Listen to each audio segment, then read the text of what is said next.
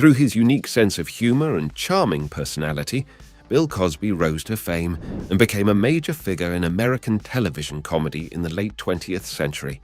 Not only was Cosby famous for his groundbreaking sitcom The Cosby Show, which changed how African Americans were shown on TV, but he was also a successful stand-up comedian, author, and actor. But his life took a dramatic turn when he faced many legal problems and controversies which overshadowed his work successes. Come with us as we look into the complicated and interesting life of Bill Cosby. The name Bill Cosby is echoed through the halls of comedy and TV history. He was a major figure in American culture. Cosby started his career as a stand-up comic in the early 1960s. He was born on July 12, 1937, and quickly became famous for his unique way of telling stories and warm, relatable humor. He went from being a young comedian to a respected star in the entertainment business, which shows how talented and creative he is. Cosby's accomplishments are especially impressive in the world of TV. He created and appeared in The Cosby Show, which ran from 1984 to 1992. Not only did this sitcom become very famous, but it also showed an upper-class African-American family, which wasn't common on TV at the time. The show won a lot of awards, including Emmys, and was always at the top of the ratings when it was at its best. The impact that Cosby has had on children's TV is just as important. His work on the cartoon show Fat Albert and the Cosby Kids lasted from 1972 to 1985. People liked this show, which was based on Cosby's childhood in Philadelphia, because it taught them new things and had positive messages about social problems and personal growth. He was successful in more than one way, not just on TV. He has won several Grammy Awards for his comedy records, including I Started Out as a Child, Why Is There Air On, and To Russell, My Brother, Whom I Slept With. These records, which were known for their clean, family-friendly humor, made him even more famous as a comedian during that time. There was also an effect of Cosby on the world of writing. He wrote a lot of books, including the funny bestseller Fatherhood, which was both funny and deep about the good and bad parts of being a dad. Cosby was a leader for African Americans in the entertainment business, and he also earned many honors and awards for his contributions to culture and the arts. In 2002, the greatest civilian honor in the United States, the Presidential Medal of Freedom, was given to him for his work in television and education. He also won the Bob Hope Humanitarian Award in 2003 and the Kennedy Center Honor in 1998. The Hollywood Walk of Fame gave him a star in 1977, and the Television Hall of Fame made him a member in 1992. During his work, Cosby did more than just entertain people. He also played a big role in promoting education and good values. His charitable work, especially in the areas of education and helping African American communities, made him an even more well-known and beloved public figure. Now that we've talked about Bill Cosby's work, let's talk about his personal life. Bill Cosby, who is well known, married Camille Olivia Cosby, who is American and works in TV production and charity. They met for the first time on a random date at a bowling alley in 1963, and it was the cutest love story ever. Bill was singing at a club in Georgetown when he met Camille, who was a student at the University of Maryland. They hit it off right away and have been dating for 58 years and counting. In January 1964, they got married in a big hall that could be used for many things at a Catholic church in Olney, Maryland. Bill and Camille made a life and a family for themselves. Erica, Erin, Ennis, Ensa, and Evan were their 5 children. Each one has the Cosby name on it. Their one and only boy, Ennis William Cosby, was born in the spring of 1969. He became the inspiration for Theo Huxtable on the famous sitcom The Cosby Show. Even though the Cosby family had a lot of success, they also lost 2 children, which was unbearable. The events made them realize that even though they were famous and wealthy, they could still go through the worst things in life. Sad to say, Ennis's life was cut short when he was killed in 1997. While fixing a flat tire. The third Cosby child, Ensa Cosby McLean, shared her father's love of the performing arts by going on The Cosby Show and later becoming a yoga teacher. Her life ended too soon too, though, when she died in 2018 of kidney disease. Ensa spoke out in support of her father during his difficult 2017 sexual assault trial. She was there for him when things were at their worst. Bill and Camille's marriage of more than 50 years is one of the longest in the show business. Together, they've been through the best times of success and the worst times of personal tragedy. Even though Camille was seen without her wedding ring, which led to rumors of a split, Cosby's rep told the public that the couple was still very much together. Bill Cosby said that the fact that they didn't have rings wasn't a problem because they've been happily married for so many years. People in the Cosby family are Protestant, and they live in homes in Shelburne, Massachusetts, and Cheltenham, Pennsylvania. These homes were where families got together for holidays and other events, but most importantly, they were where families came together in happy and sad times. The public has been paying close attention to the Cosby family. In recent years, accusations and lawsuits have cast a shadow over Bill's work life. In December 1965, Christina Rulli made the first noise when she said Cosby did something inappropriate. It didn't get much attention until 2005, when she spoke out in support of Andrea Constand as Jane Doe number 12. The story Rulli told a few close people over the years was a sign of the flood that was to come. More stories came to light in the 1980s. Joan Tarshish told a reporter about an alleged attack, and Victoria Valentino, a Playboy playmate, also said bad things in an interview that, for some reason, was never made public. After that, in 1990, Wendy Williams talked about the charges on her radio show. Cosby quickly responded by denying the claims. As the years went by, more claims were made. Lachelle Covington, who is only 20, told police about something that happened with Cosby in his apartment in Manhattan.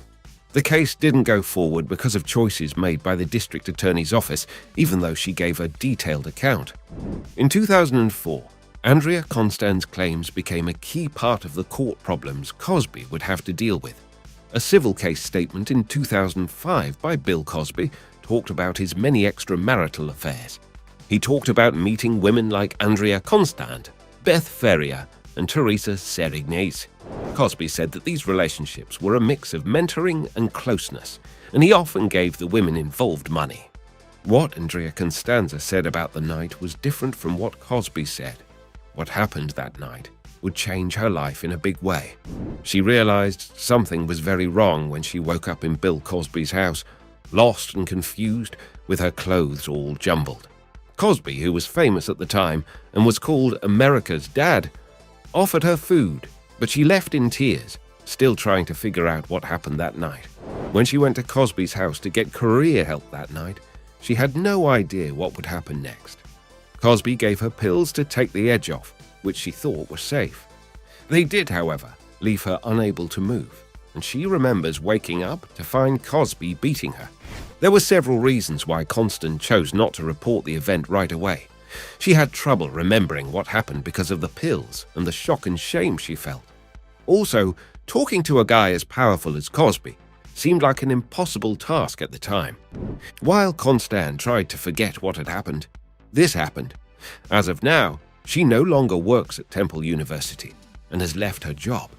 She turned inward to deal with the effects of the assault, and her mental turmoil showed up in her physical symptoms. The event took her a year to fully understand. As part of his ties with other women, like Shawn Thompson and Paige Young, Cosby often gave them money. At the time, criminal charges weren't brought because there wasn't enough proof. However, 13 women were ready to back up Constand's civil claim.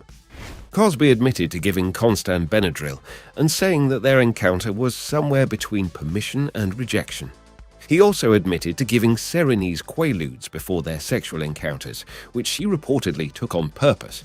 But Cosby denied doing any illegal acts or giving drugs to people without their permission. Cosby also said some shocking things. He admitted that he gave women quaaludes before having sexual relations with them. One of the women involved, Andrea Constand, got more than $3 million in a deal.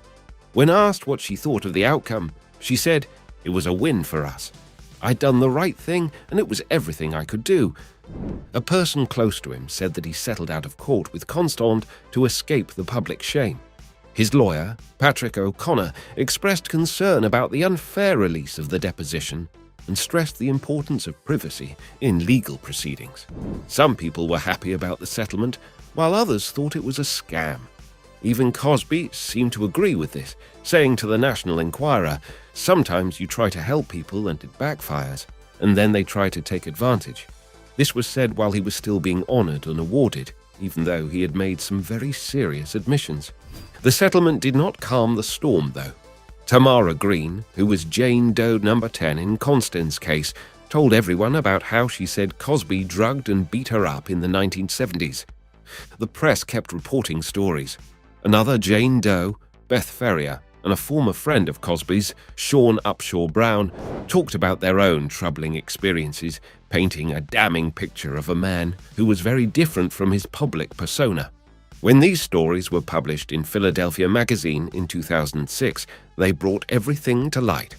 Robert Huber's piece, along with the scary stories of Barbara Bowman and others, showed that the man was living two lives. Bowman's story was especially disturbing because she talked about how Cosby, who had been her mentor, had drugged and beaten her twice. After she got away, she said that Cosby's impact stopped her from building a career. In the 1960s and 1970s, there were whispers about something that quickly grew into a full-blown scandal in the 2000s, revealing the truth about America's favorite TV dad. He denied all of the accusations made against him by more than 60 women in 2017. These accusations went back to the 1960s, but were not widely known until comedian Hannibal Buress brought them up on a comedy show in 2014. This caused a media frenzy, and Cosby's reputation quickly began to fall apart. Barb Bowman, another person who has accused Cosby, couldn't keep quiet any longer after reading Constance's story. She told of her own scary experiences with Cosby when she was 18 and wanted to become famous in acting and modeling. She said Cosby had been a mentor to her before he abused her. During the whole thing, famous actress Janice Dickinson talked about her own bad experience with Cosby. She said that he drugged and abused her. Cosby's lawyers quickly responded, saying that Cosby wouldn't even talk about the claims. They called them unsubstantiated and used the term media vilification to make it sound like the stories were made up to hurt Cosby. In 2015, Sindra Lard added her voice to the claims that Cosby had drugged and raped her in 1969. Then, Lily Bernard said that Cosby had raped her in the early 1990s. She had told the police in Atlantic City, and because New Jersey doesn't let the clock run out on pressing charges for rape, there was talk about whether she could take Cosby to court. But it was all a bit fuzzy. It wasn't clear if what happened to her, too. That summer, New York Magazine did something brave. The cover showed 35 women sitting in chairs, with one chair empty. It was like they were saying there were more stories to tell, more women who hadn't been in the public eye. Inside, the women talked about their lives and how society didn't seem ready to listen. After a documentary called Cosby, the Women Speak, 13 women who said they were victims of the comedian talked about what they said happened. As the days went by, people started calling him mean names like sociopath and serial rapist. Jewel Allison, one of the women who accused Cosby, called him a sociopath. Looking back, she said that Cosby might have been America's greatest serial rapist that ever got away with this for the longest amount of time. She thought he got away because he was disguised as Cliff Huxtable, a nice guy. Lisa Bonet, who played the free-spirited Denise Huxtable on The Cosby Show, hasn't said much about the man who played her on-screen father for a long time. But in an honest interview with Net-a-Porter's Porter magazine, Bonet talked about Bill Cosby, even though he is charged with many things. She said that even though she didn't see any wrongdoing, the news of Cosby's alleged behavior didn't surprise her. Bonet said that she felt an unsettling energy around Cosby, which she called sinister and shadowy. It's the kind of vibe that you can't hide forever, she says. As Cosby faced a new trial, this time for allegedly drugging and molesting Andrea Constand and others, Bonet's thoughts became more important. The trial wasn't just about one person's testimony. It also included the voices of 19 women whose relationships with Cosby spanned decades and shared disturbingly similar stories. Some problems arose in Bonet's relationship with Cosby, especially after she acted in a racy scene in the movie Angel Heart, which caused problems on the set of their family-friendly comedy. This rift was a big change from her Cosby Show character. All the accusations against him, Cosby has refused to believe them. He has insisted that he is innocent even as the number of women accusing him of misbehavior rose. Responding to the flood of claims has been minimal and measured. When asked directly about the claims in 2014, his answer was simple: "I don't talk about it." This has been his stance ever since. In private conversations that later became public, he avoided the subject. His few words on the matter have been careful, and he once told a reporter that responding to such claims was pointless and beneath him. People around the world took back the awards they used to give Bill Cosby. One by one, the Kennedy Center Honor and the Mark Twain Prize for American Humor, which he received with great fanfare in 1998 and 2009, were both taken back in 2018. His groundbreaking TV shows were also taken off the air, leaving a void where there used to be the familiar sound of laughter that was part of American home life. The Academy of Motion Picture Arts and Sciences, which honors great movies, decided that Cosby no longer met their high standards. On May 3, 2018, they kicked him out of the organization, along with other well-known people who had fallen from grace. Schools also spoke out. More than 25 colleges and universities that had given Cosby honorary degrees took them back, sending a clear message. After a career spanning more than 50 years, Cosby suddenly took a turn for the worse. As one of the women who accused Cosby, Joan Tarshish brought a hard truth to light. She said that Cosby's name might be linked to his accusations instead of his work, just like O.J. Simpson's name was linked to his legal problems instead of his athletic successes. Rolling Stone noted Cosby's past contributions to comedy, but also pointed out the discomfort that now surrounds his work. They said that he was talented, but that it was hard to separate the art from the artist, especially when the artist is accused of such serious misconduct. People outside of the comedy world have been affected by the Cosby scandal. For example, radio stations pulled the classic Christmas song, "Baby, It's Cold Outside," because some people thought its lyrics were too close to home in light of the Cosby scandal. Susan Loser, the daughter of the song's composer, complained that the allegations against Cosby had changed the way people talked about the song and asked people to think about the time period in which it was written. Many of Cosby's alleged victims gave detailed accounts in W. Kamau Bell's 2022 Showtime documentary, We Need to Talk About Cosby. The film looked into the complicated web of Cosby's professional successes and his personal life. In 2016, some private information about Bill Cosby came to light that made his story even more confusing. His lawyers told everyone that Cosby could no longer see and was legally blind. In 2017, as Cosby dealt with losing his sight, he wanted to tell his side of the story. He chose to talk to the National Newspaper Publishers Association because he thought they would focus on the facts instead of the sensational stories that were going around. In this rare interview, Cosby and a former publicist both confirmed that Cosby had lost his sight in 2015. Throughout Cosby's legal problems, his wife Camille has stood by his side. She has been a constant, unwavering presence, adamant that he is innocent, even though the accusations and conviction would rock their world. Camille has chosen to see her husband not as the man many people accuse him of being, but as the person she has loved and known for over 50 years. By not going to see Bill in prison, Camille made a strong statement. She said she didn't want to see her husband there, so for more than 2 years she waited, holding on to the hope that he would come home. This shows how much she cares about him and their life together. It was Camille's right as a spouse to refuse to answer questions when the court asked her to. She wasn't being rude. She was just trying to protect the life and reputation they had built together. She knew the man she married, and it was this image she fought to keep even though he was being accused of many things. Camille wrote an emotional statement in 2014 about the Bill Cosby she knows, which is different from the news stories. The man I met and fell in love with, and whom I continue to love, is the man you all knew through his work, she said. Bill Cosby was found guilty because the news and the people who accused him said so. Camille's words have been clear and direct in her criticism of what she saw as an unfair trial and biased news coverage. That's all, she said. Through the course of the trial, Cosby admitted to giving women prescription drugs during meetings that he said were voluntary. However, the court found him guilty of indecent assault, and in 2018 he was given a prison sentence and a large fine. However, Cosby's life took a new turn when, after 3 years in prison, he was released. His conviction was overturned by the Philadelphia Supreme Court, which drew attention to problems with the legal system. After a sudden turn of events, Bill Cosby began a new chapter when he left the state to be with his wife, Camille.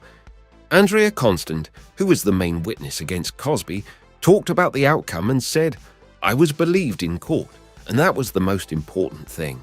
She also pointed out that Cosby only did a short sentence, which suggests that fame and wealth can have an effect on legal outcomes. As a result of the Cosby case, statute of limitations laws have changed in some U.S. states, allowing more victims to seek justice. As a result, Cosby is now facing multiple civil suits. In this situation, Constant's words, "You might be able to escape jail, but you can't escape your past," ring true. Cosby's publicist, Andrew Wyatt, said that the plans for him to meet his wife, who was reportedly out of state, were still being worked out. Cosby left home early in the afternoon, wearing only a black t-shirt and sweatpants, and making a victory sign as he got into the car. A fan, caught up in the moment, cheered him on to go see his queen. His publicist said that Cosby spent the next morning wondering if it was all a dream. After Bill Cosby got out of prison in 2021, the talk about him didn't stop. In fact, it took on a new life when reports came out that Cosby wasn't just going to go back to hiding in his house, he was planning a comeback to the spotlight. Cosby's team started reaching out and making plans for a comedy tour that would go from the US across the... Even though his lawyers told him to keep quiet, Cosby was full of things to say and was thinking about turning them into a documentary or even a tour. He wants to get back to work. W. Yatt said he wants to get back on stage. He has a story to tell. But Cosby had more plans than just live shows. He was also working on a 5-part series about his life, legacy, and what he went through in prison. He was also writing a book, which was likely to give even more information about his experiences and thoughts. But just as these plans for a comeback were coming together, they were shelved. In September of that year, it was reported that Cosby had cancelled the planned tour and projects. No reason was given, so many people were left wondering what would happen next with the 80-year-old performer. Looking into Bill Cosby's spiritual and religious beliefs. His religious background includes both Methodist and Baptist traditions, which comes from the fact that he grew up in a home with 2 religions in Philadelphia, Pennsylvania. Despite this, Cosby has said that he takes his faith less seriously than some people do, identifying with both denominations but not always actively participating in organized religious practices. Cosby doesn't mind using biblical characters in his work, but he also criticizes and supports modern Christians. He thinks black churches could do more in their communities, especially when it comes to fighting crime and drugs. He also likes how football player Tim Tebow talks about his faith in public and doesn't see a problem with that. But Cosby doesn't like it when people try to convert others right away. He remembers a man in Syracuse, NY, who gave him a Bible and asked him if he knew about Christ's love. Cosby's response was thoughtful. He told the man to look at Jesus' life as an example of how to live instead of trying to convert others. Even though Cosby turned down the man's Bible, he joked that he already had 8. This shows that he believes faith is more about how you live and act than how you say or try to change others. The religious background he had helped him develop the values he would later show in his work, especially in The Cosby Show, his most famous creation. The Huxtable family, while not overtly religious on screen, had a sense of right and wrong that matched Cosby's own beliefs. There are many quotes of Cosby talking about how important faith is. "You can't be spiritually mature without being morally mature," he once said, emphasizing the link he sees between a person's spiritual journey and their deeds. In spite of coming from a Christian background, Cosby has had an open mind about spirituality. He has seen that there are parts of spirituality that are the same for all religions. Their approaches are only different, he thought. Cosby often talked about his childhood and the spiritual lessons he learned as a child in his speeches and interviews. He also talked about the role of churches in the community, stressing how important they are not only as places of worship, but also as sources of support and education. When you carry the Bible, the Quran, the Torah, all those things bring the truth, he said. He has talked about how religious institutions, like the church, can be good for society. For example, he has said that the fact that Muslims don't use drugs or alcohol is a good example of how they can provide discipline and structure. But he has also said that evangelism that focuses on changing other people's minds instead of following Christ's teachings through personal behavior is bad. Cosby has never been afraid to use religious themes or figures in his work. In fact, he often uses them in a funny way. For example, in his book I Didn't Ask to Be Born, But I'm Glad I Was, he makes fun of biblical stories like Adam and Eve and Noah. But Cosby's personal life and the accusations against him have made many people doubt his public statements of faith. Since he has been in trouble with the law, some people have been skeptical about what he said about spirituality. Now, let's talk about Cosby's acting career. The 1960s were a big year for Bill Cosby, a young comedian with a gift for telling stories that made people laugh and cry. His career began in San Francisco at the Hungrier nightclub, where his stand-up routines struck a chord with audiences. This led to a string of comedy albums that won Grammys year after year. Cosby also tried his hand at TV, getting a part in I Spy with Robert Culp.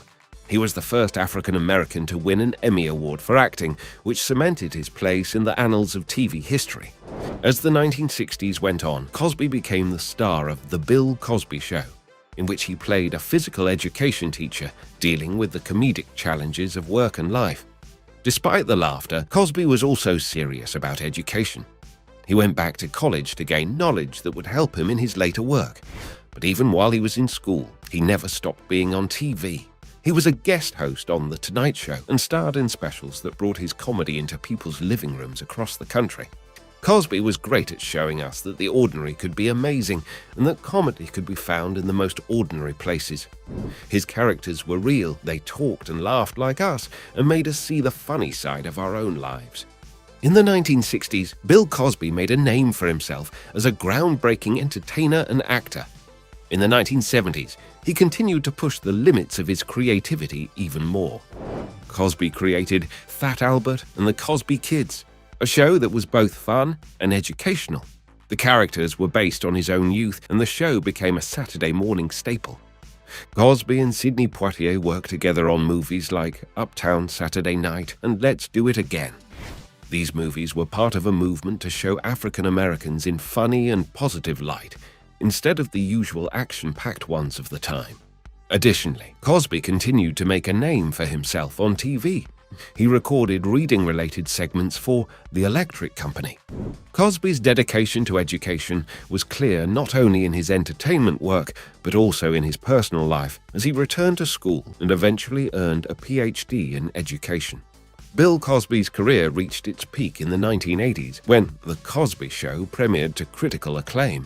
As both a co-producer and the lead actor, Cosby brought his brand of family-friendly humor to the show. In some ways, the sitcom mirrored Cosby's real life.